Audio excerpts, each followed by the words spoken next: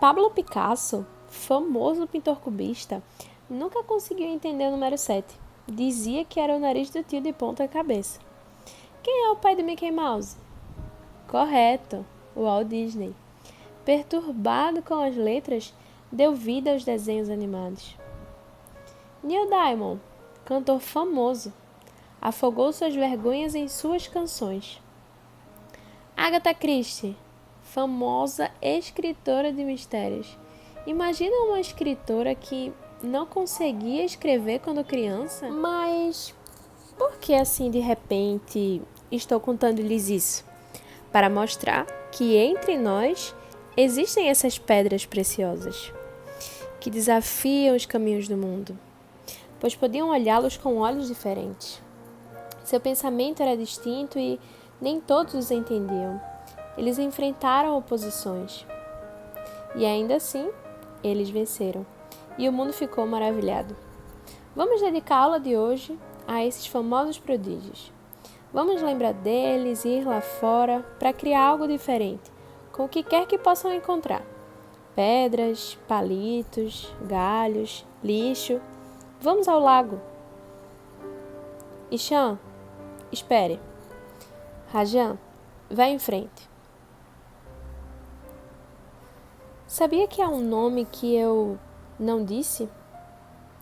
Talvez porque ele não é assim tão famoso. Mas seu problema é igual. Seu nome é Ram Shankar Nicol. Quando criança, eu também tive problemas de aprendizado.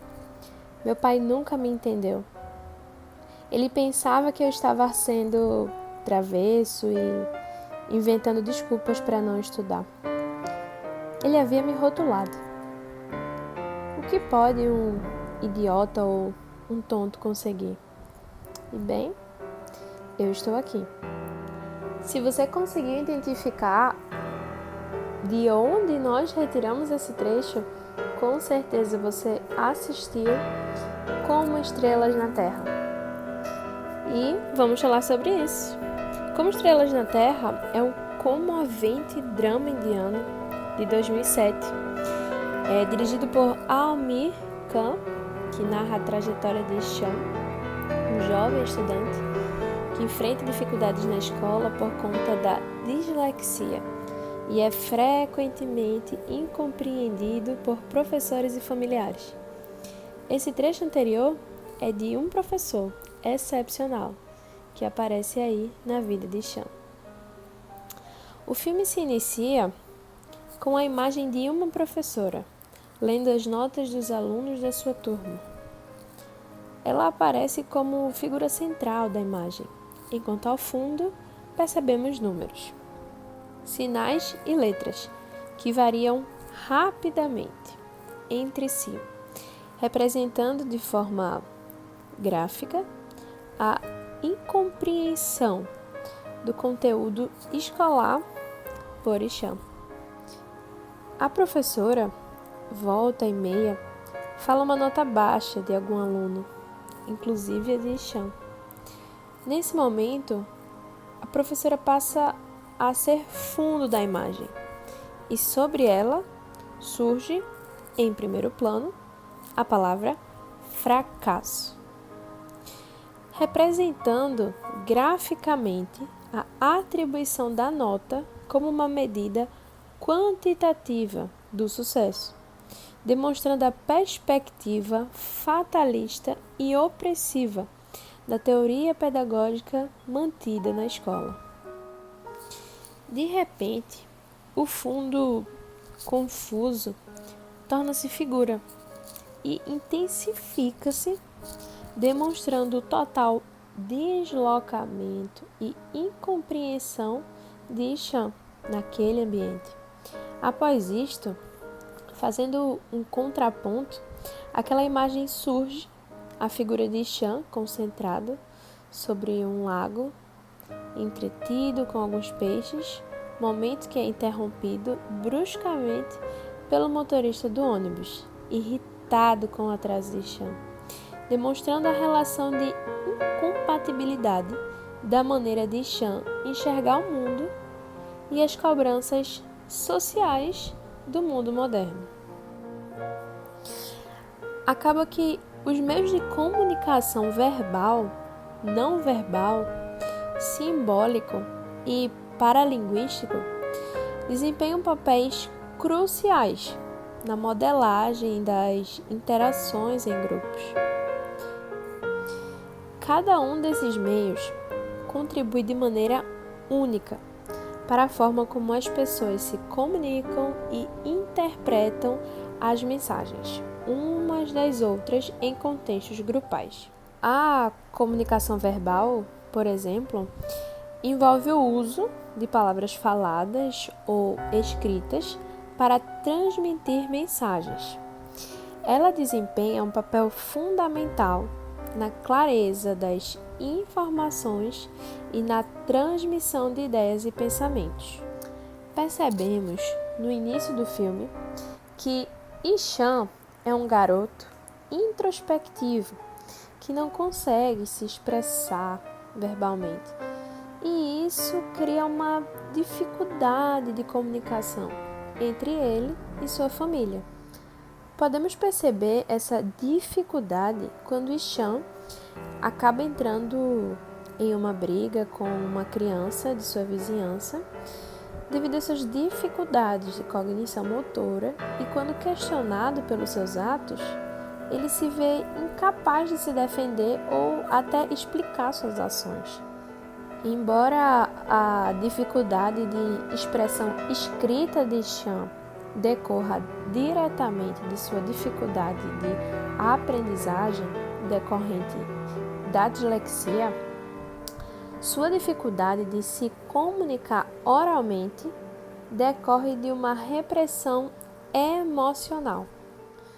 O desconhecimento de sua condição neurodivergente, a postura severa de seu pai e dos professores e as constantes rotulações negativas fazem com que ele seja incapaz de sintetizar suas emoções e sentimentos em palavras, tanto pela complexidade e intensidade destas, como também pela ausência de uma autoestima que permitisse até a confiança necessária para a verbalização. Ishan mantém não apenas uma comunicação verbal escassa, como também uma comunicação não verbal introvertida. Através de uma postura corporal retraída e insegura, a evidência de que estes sintomas são frutos de uma retração emocional se revelam principalmente em sua linguagem paralinguística, isso é, nos elementos da comunicação vocal, que não envolvem o significado das palavras em si, mas que ainda transmitem informações importantes.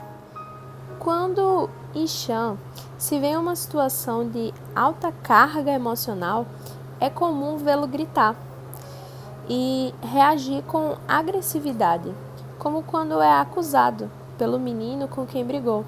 Ishan grita e assume uma postura até violenta, partindo em direção do menino. Esta agressividade nada mais é que uma forma do corpo extravasar as emoções que vêm sendo retidas. Nas cenas, percebemos um modelo de família tipicamente patriarcal, onde o pai é o provedor da casa e se dedica rigorosamente ao seu trabalho, e percebemos a figura da esposa, a auxiliadora, que serve indiretamente ao mercado, através do suporte prestado ao seu marido, para que também se dedique à organização e também aos filhos, para que futuramente se tornem uma boa mão de obra. O irmão mais velho de Ishan, Johan, parece estar mais adequado àquele mundo e está empenhado para um dia ocupar sua posição no mercado. Entretanto, Ishan possui seu próprio tempo, desassociado do tempo do mercado. Toda aquela pressão parece-lhe torturante, lembrando o personagem Carlitos, do filme Tempos Modernos, bastante conhecido. Ao chegar na escola de Ishan, percebemos que ela é uma organização total, como descrita por Erving Goffman em seu livro Manicômios, Prisões e Conventos. Organizações totais exercem sobre seus indivíduos um processo descrito como Goffman, como mortificação do eu, no qual os indivíduos nesses ambientes são submetidos a uma série de regras rígidas, normas e rotinas que tendem a suprimir a expressão de traços particulares e únicos do indivíduo. Ao chegar na escola, todos os alunos estão tendo seus uniformes revistados por um inspetor que põe Ishan de castigo por conta de seus sapatos não estarem devidamente engraxados. A utilização da mortificação do eu dentro de um contexto pedagógico infantil é um tema bastante controverso. Do ponto de vista pedagógico, entretanto, é notório que não é uma boa forma, ou uma forma até sensata, de lidar com um neurodivergente. Tentar reduzir alguém que possui uma perspectiva única e original da realidade em um coletivo pode ser algo muito desastroso. Essas tentativas de o encaixar em moldes incompatíveis com a sua própria essência o levaram a um grave processo de desmotivação. Na sala de aula, por não conseguir se adequar ao coletivo, Ishan é expulso da classe. Tanto os professores quanto seus pais utilizam um modelo de motivação baseado na teoria da motivação extrínseca, no qual tenta-se motivar o indivíduo através da recompensa da ação desejada e da punição da ação indesejada. No outro dia, Ishan chega à escola sem levar consigo as provas assinadas pelos seus pais. Sentindo-se deslocado, assustado e inadequado àquele ambiente, Ishan decide matar aula e sair vagando pelas ruas da cidade. Para um espectador desatento, este despretensioso passeio pode parecer apenas uma caminhada sem compromisso pelas ruas, mas prestarmos atenção, notamos que Ishan está realizando uma contemplação artística da realidade. É comum confundirmos uma coisa com a outra porque a atividade artística é uma atividade lúdica, isto é, não tem finalidade fora de si mesma, mas a intenção fica evidenciada ao fim do passeio, quando Ishan volta para casa e cria uma pintura inspirada na experiência vivida naquele dia. Com isso, temos acesso a uma faceta interessante de Ishan. Apesar dele ter dificuldades de se expressar verbalmente e não verbalmente, ele possui uma grande capacidade de se expressar através da comunicação simbólica da arte. A arte em si possui peculiaridades que possibilitam maneiras de expressar-se que outros meios não permitiriam. Isto porque ela possui seu próprio mundo criado a partir de uma desrealização com a qual ela adquire a pretensão de ser mais real que a própria realidade, pois, para afirmar a realidade, ela primeiramente nega o que seja real, criando sua própria realidade, que permanece válida, mesmo caso contradiga a realidade negada. Isso implica que no campo da arte, Ishan possui a capacidade de criar seu próprio mundo, onde ele sente seguro para ser ele mesmo. Nela, ele pode construir um universo que converge com suas divergências, possibilitando um caminho para expressar seus sentimentos, incompreendidos e tão subjetivos quanto a própria natureza da arte. Após esse evento, os pais de Ishan descobrem seu golpe e, após muita bronca e repressão, eles se reúnem com a diretora do colégio e descobrem que Ishan está prestes a repetir de ano novamente. Pensando que seu filho é um caso quase perdido, os pais de Ishan decidem apelar para uma solução mais radical: enviar seu filho para um colégio interno, ainda mais rigoroso que o anterior. A situação emocional e psicológica de Chan é ainda mais abalada por esta mudança. Agora, além de sentir-se deslocado e incapaz, sente-se abandonado por aqueles que deveriam ser seu principal núcleo de acolhimento, sua família.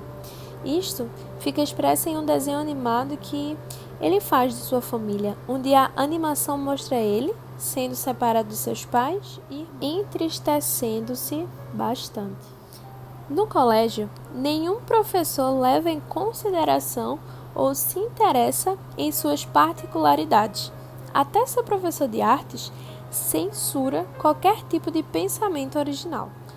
A opressão continua da sensação de abandono e de inferioridade, levando-o a parar de expressar-se artisticamente.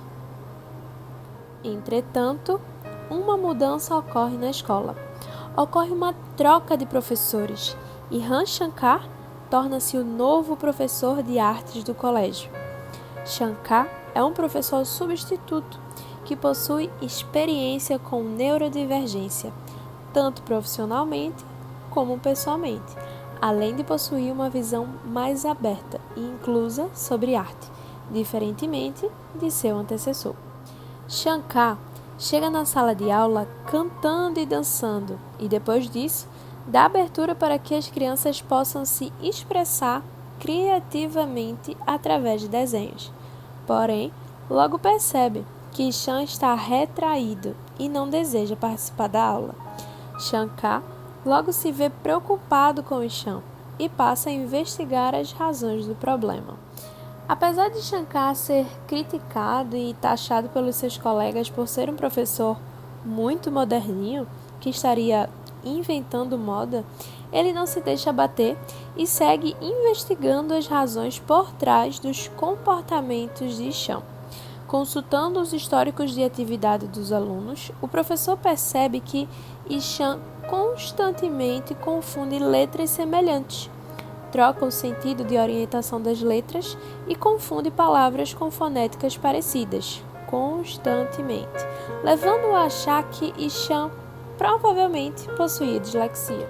Shankar decide ir para a casa dos pais de Chan, conversar com eles e pessoalmente sobre o garoto. Lá, ele pergunta sobre outros comportamentos do garoto e descobre sobre suas dificuldades motoras, dificuldades de cumprir múltiplas instruções e etc. Dessa maneira, ele confirma suas suspeitas, e Chan possuía dislexia.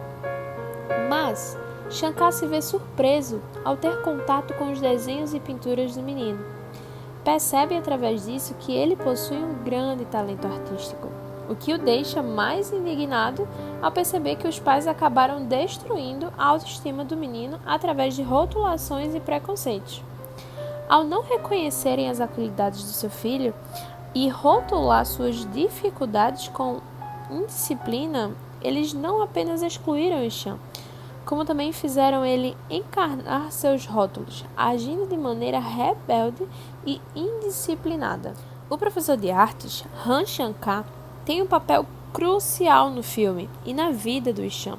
Ele é o primeiro que olha o menino de forma diferente e acredita no potencial dele, que não necessariamente tem que se refletir em notas altas, mas sim enxergar um diferencial artístico em Chan. Ele representa uma abordagem humanista, preocupando-se com a autorrealização e o potencial criativo de Chan. Quando retorna para a escola, Shankar decide começar nutrindo a autoestima então destruída de Chan. Para isso, ele inicia sua aula abordando uma série de personalidades notórias que sofriam dos mesmos problemas que Chan, como Albert Einstein, Leonardo da Vinci e Thomas Edison. Após isso, ele convida toda a sala a expressar sua criatividade ao ar livre, com os objetos que encontrarem na natureza. Quando toda a turma sai da sala de aula, o professor conversa em particular com Chan e revela que ele também possui dislexia. Dessa forma, Chan é incentivado a se expressar artisticamente. Ele, assim, faz e chama a atenção de toda a turma com sua criatividade e capacidade de criação. O comportamento de Chan é melhor e explicado pela teoria motivacional da autodeterminação, desenvolvida por Deci e Ryan. De acordo com essa teoria, a motivação das pessoas é influenciada por 3 necessidades psicológicas básicas: a necessidade de autoestima, a necessidade de competência e a necessidade de relacionamento. E Chan, desde o início do filme, demonstra uma falta de autonomia em relação à escola e ao sistema educacional. Ele se sente sufocado e desmotivado devido à expressão dos professores e de seus pais para se encaixar nas expectativas convencionais de desempenho acadêmico. Sua dificuldade em ler e escrever só aumentava, sua sensação de impotência também. A dislexia do Chan fazia ele se sentir incompetente na escola, especialmente em comparação com seus colegas. Ele constantemente recebe críticas negativas por seu desempenho acadêmico, o que o deixa ainda mais inseguro e desmotivado. Além disso, em sua casa, que devia ser seu ambiente de refúgio, ele era ainda mais desmotivado pelos seus pais, que não entendiam suas dificuldades. E Chan carecia de relacionamentos significativos em sua vida, escolar e familiar. A falta de apoio emocional e de relacionamentos positivos aumentava sua falta de desmotivação. Porém, ao restabelecer a autoestima de Chan e criar um relacionamento com ele, Shankar consegue dar a ele os estímulos necessários para que ele consiga superar suas dificuldades. Já sabiam dessa história, né? O professor, então, começa a dar aulas de reforço para Ishan, utilizando metodologias pedagógicas adaptadas para as suas dificuldades. E o menino se dedica integralmente por estar em contato com fontes de motivação efetivas e também por possuir uma figura de liderança que lhe é inspiradora. E isto porque Shankar exerce um estilo de liderança transformacional.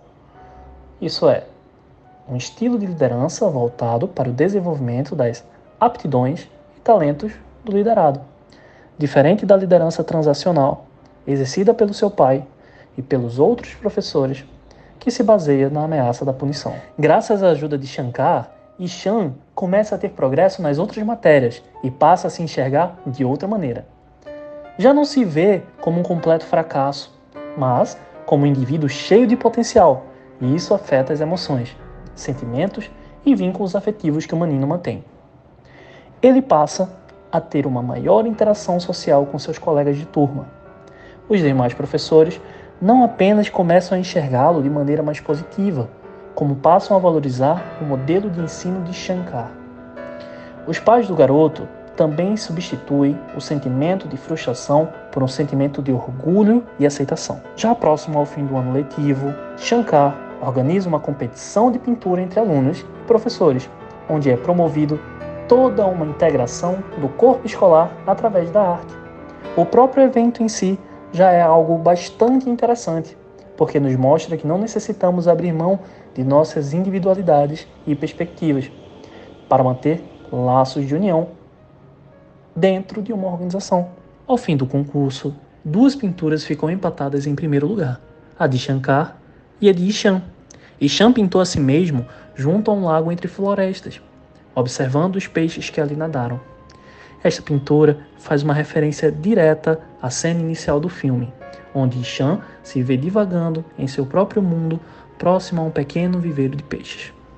É como se ele representasse na tela seu habitat natural, longe das pressões do mundo moderno e de seus relógios, mais próximo da contemplação artística serena do universo e de suas possibilidades de criação. Já Shankar faz um retrato do próprio Ishan, representando em tela o que ele fez com Ishan através de sua dedicação. Retirá-lo da posição de fundo e recolocá-lo na posição de figura. No fim, o aluno consegue superar o mestre e Ishan vence o concurso, concretizando a pintura Shankar. Ele agora era a figura principal da história, sendo aplaudido e reverenciado pela plateia, passando assim a mensagem sugerida pelo título do filme, a de que toda criança tem o direito de ser a protagonista de sua própria história. చకరకచీచాచో చకలోరం గండో వండో లకరకటం అక్కో టక్కో ఇడిగిడిగిడిగో ఇడిపాయ్ విడిపాయ్ చికిచకచో గిలిగిలి మల్ సులుసులు మల్ మకరక హుకుబుకురే టుకుబుకురే చకలక బిక్కో చిక్కో సిలి సిలి సిలిగో బగడదుం జగడదుం చికిచకచో